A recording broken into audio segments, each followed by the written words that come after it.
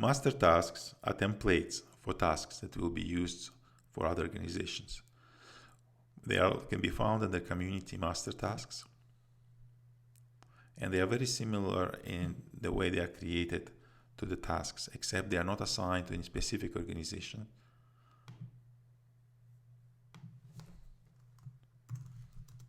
Let's create the first one to see the functionality. We'll call it first master task. We define again if there is a way for us that we need to comply with. Let's use the same example and say review implementation guides.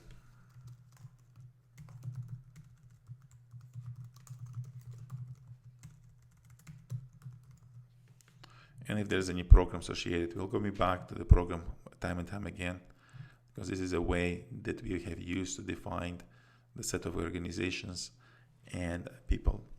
And also it's a way for us to store the information conveniently into one place. Again, and we want all individuals responsible with responsibility on the hub's admin side to have ability to monitor all these tasks that will be created. So we'll leave it not set. And we are not using any specific process which for compliance, so we'll leave this blank, and we add some notes for the supplier that are planning to complete this task.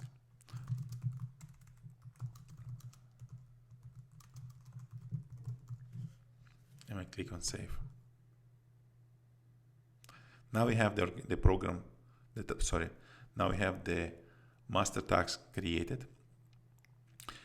As before, we don't have any organization or person assigned to this. We can use a similar example that we have done before by adding the all organization from a task program.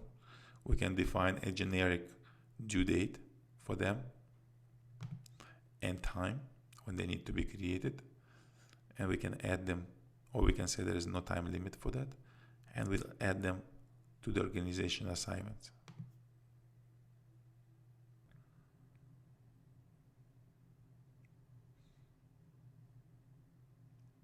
Similarly, we can do the assignment to all the persons in the task.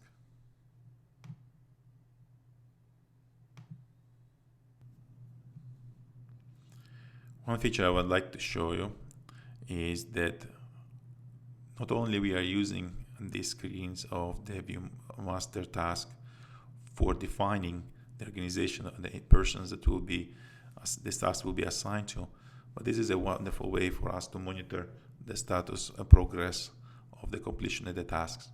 We can show which are overdue, which has only which are active, and or which ones has been completed. For example, let's go back, log in into the portal as the supplier. We'll log in into the portal and we'll complete the task that was created by the master task.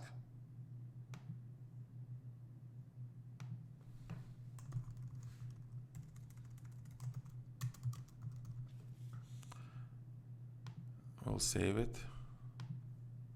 and complete it. Let's go back to the portal again. This time as the administrator. Let's navigate back to the master tasks. And we will be able to see that this particular supplier has completed the task. Because we have selected the due time so close to present, all the tasks have been showing us overdue. It is possible to edit an individual assignment and change the expected time of completion to a different time. And it is possible to edit and complete the tasks from the admin site as well. So this is the flexibility that is provided to the administrator in order to monitor the site. It's possible also to filter the data, for example, to show only those that are active or only those that are overdue. This will complete our demonstration of the master tasks, and we'll move on to reviewing the library of documentation and how that is useful. The library documentation is located by clicking on the library menu option. And here we're going to see a list of documents that have been created and loaded by the supplier for the suppliers to consume. Let's, for our demonstration, create a new document that we would like to post. We can go ahead to start, select the document that we're going to be posting.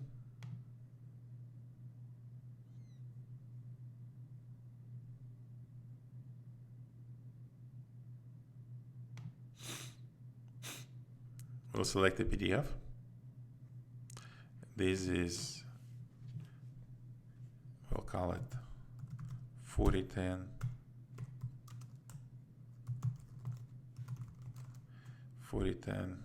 850 implementation guide. This document is implementation guide, so we'll mark that as a category. It's a document. The public defines whether we would like the suppliers to be able to see this document or not. For the purpose of this demonstration, we'll mark it as public. And again, if there's any program that we would like to associate this with, we can do it here. We'll add a description of the documents.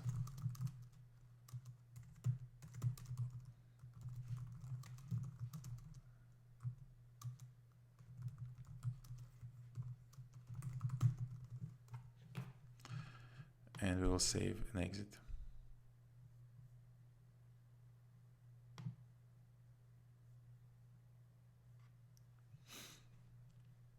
Okay, now we see the two documents that we have created here. We can go back and edit the created document. And now we can see that there is also a history of changes that have taken place. So if I was to upload a newer version of the documentation and click Save, the older version will be available here for view. Right now this version is not visible, but it's possible to mark it as visible as well. I make it the one that the users will be seeing.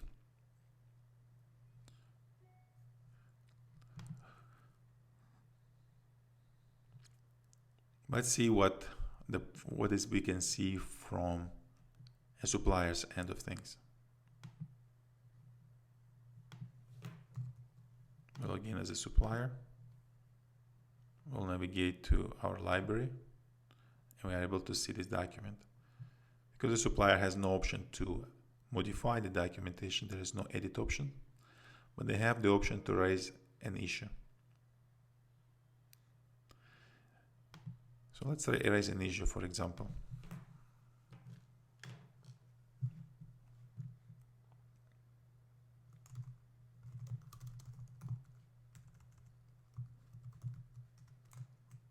Let's say we found a bug where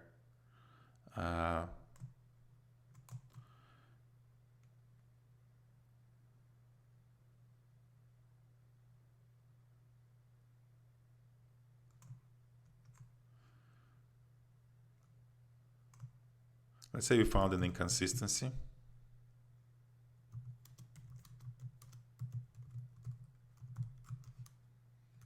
And we can just say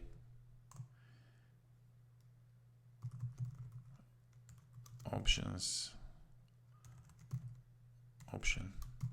on page 2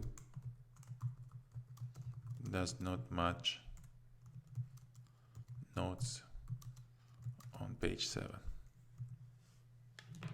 If there's any attachment we want to submit, we can do it now, and we'll be able to save it here.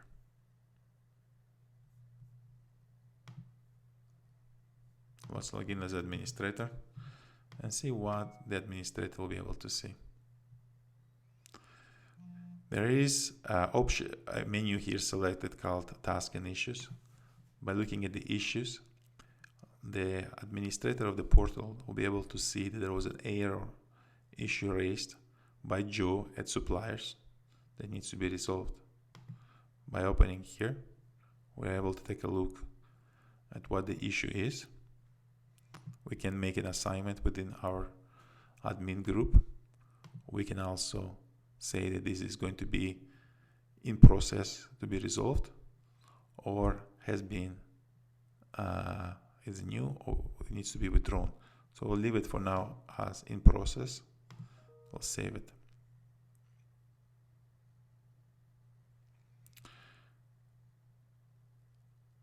We have mentioned also that from a point of view of the programs, there is a way for us to group things together. So let's go back for a second, navigate to the community and program site and open the program. Take a look at the things that we have here. Under the program, we have the organizations, the people. We also have the master tasks that have been created as we saw it. And we also see the reference material that has been uploaded. So this concludes our demonstration of the programs, surveys, tasks, and library.